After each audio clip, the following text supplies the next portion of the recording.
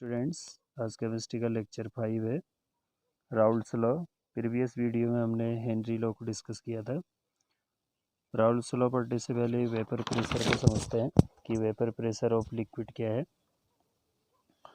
Vapour pressure of liquid is the pressure exerted by the vapors in equilibrium with liquid at a particular temperature। Particular temperature में कोई liquid का जो vapour है equilibrium state में होगा तो उसके ऊपर एक्सर्ट होने वाला जो प्रेशर है उसी को वेपर प्रेशर बोलते हैं। इसके स्टेटमेंट को भी लर्न करना है। नेक्स्ट है factors affecting vapour pressure of liquid. Vapour pressure of liquid को अफेक्ट करने वाले कौन कौन से फैक्टर हैं। Number 1, nature of liquid. Weaker are the intermolecular force among the molecule of liquid, greater is the vapor pressure of the liquid। अगर किसी liquid के जो मॉलिक्यूल्स हैं उसमें इंटरमॉलिक्यूलर फोर्स अगर वीक होगा तो उसका जो वेपर प्रेशर है लिक्विड का वो हाई रहता है और बॉइलिंग पॉइंट लिक्विड का लो होना चाहिए। वीक होगा तो इंटरमॉलिक्यूलर फोर्स भी वीक होता है और वेपर प्रेशर जनरली क्या होता है, हाई होता है। जितना ज़्यादा प्रेशर एक्सर्ट होगा वेपर पे तो उसी का वेपर प्रेशर है। अगर वेपर ज़्यादा बनेगा तो प्रेशर भी उसके ऊपर ज़्यादा लगता है। नंबर 2 है टेम्परेचर। टेम्परेचर कैसे वेपर प्रेशर ऑफ लिक्विड को अफेक्ट करता है। Higher the temperature greater is the vapour pressure. जितना ज़्यादा टेम्परेचर होगा सॉल्यूशन का वेपर उतना ही ज़्यादा बनता है। This is because with the increase in temperature kinetic energy of the molecule increase. Liquid का जो मॉलिक्यूल है उसकी काइनेटिक एनर्जी बढ़ेगी और more molecules behave the surface of liquids. Liquid में सरफेस से ज़्यादा मॉलिक्यूल वेपर बन के आउट होंगे and come into vapour pressure. अगला है adding of non volatile solute. Non volatile और वोलेटाइल सॉल्यूट क्या होते हैं बच्चों, यहाँ पर लिखे हुए हैं। वोलेटाइल सॉल्यूट का मतलब है volatile substance means substance which convert into vapour. ऐसे सब्सटेंस जो वेपर में कन्वर्ट होते हैं उसको वोलेटाइल कहते हैं। नॉन वोलेटाइल राउल्स लॉ में क्या है, substance which can not converted into vapours. तो ये वोलेटाइल नॉन वोलेटाइल हैं। अगर हम क्या कर रहे हैं, लिक्विड में नॉन वोलेटाइल सॉल्यूट को ऐड कर दिया। नॉन वोलेटाइल सॉल्यूट क्या होता है बच्चों, जैसे यूरिया है वो नॉन वोलेटाइल सॉल्यूट है। अगर उसको वाटर में ऐड करेंगे तो वाटर का जो वेपर प्रेशर होता है वो डिक्रीज हो जाता है। Vapour pressure of liquid decrease by adding non volatile solute. This is because some of the solute particle occupying the position of liquid molecules on the its surface, therefore surface area of liquid decrease.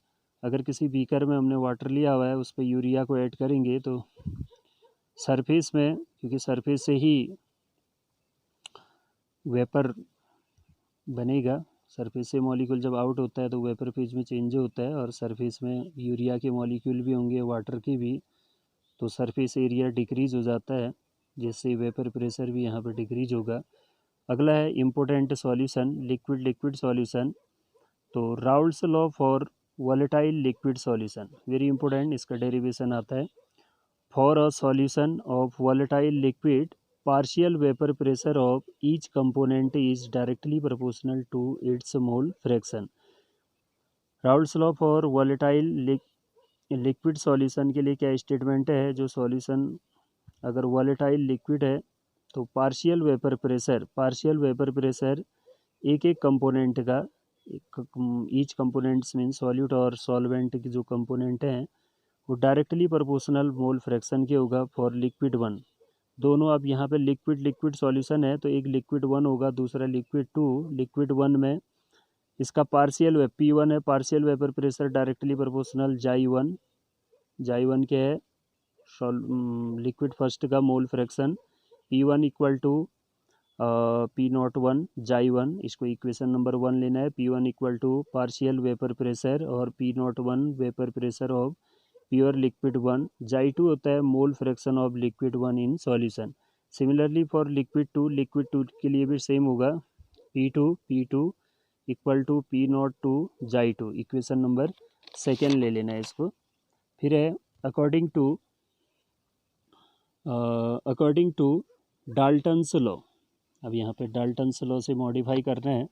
According to Dalton's law of partial pressure, the total pressure over the solution phase in the container will be the sum of the partial pressure of component of the solution। इसमें क्या कहता है, जो total pressure है solution का equal to each component के partial vapour pressure के sum के इक्वल होगा P1 plus P2, P total equal to P not one xi 1 plus P not 2 xi 2 from equation 1 और 2 से आया जो हमने पहले 2 इक्वेशन बनाए।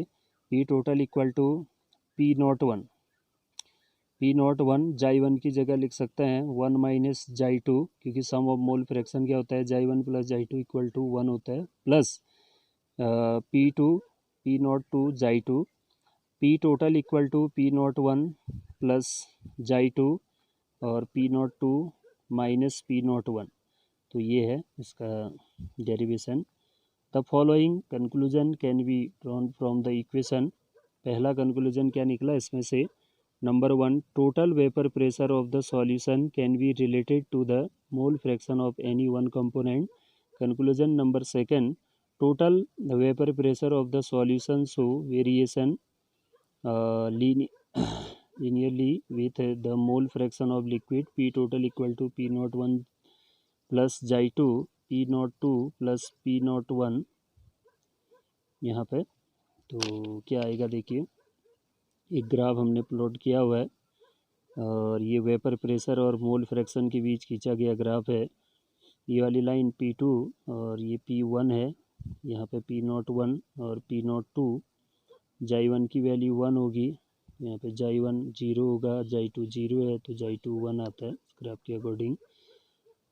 फार्मूला फॉर न्यूमेरिकल में कौन से फार्मूले यहाँ पे जर्नली हम यूज़ करते हैं, इन फार्मूलों को देखिए। Number 1 P1 P not 1 xi 1 और P2 P not 2 xi 2, P total equal to P1 plus P2 और P total equal to P not 1 plus xi 2 in the bracket P not 2 minus P not 1।